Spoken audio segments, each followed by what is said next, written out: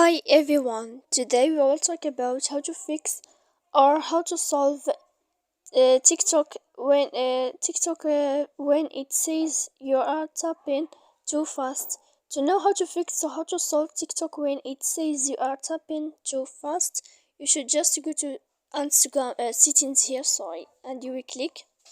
After that, in this page, you will go to apps, default apps, app settings. When you will see this list, you will go down to find the application of TikTok and you will enter. Then in this page, you will go down to click for stop. When you will end this, you will enter to storage. After that, in this page, you will click clear cache. Then you will go to click clear data.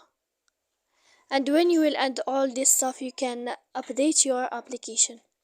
So please don't forget to support us by like and subscribe.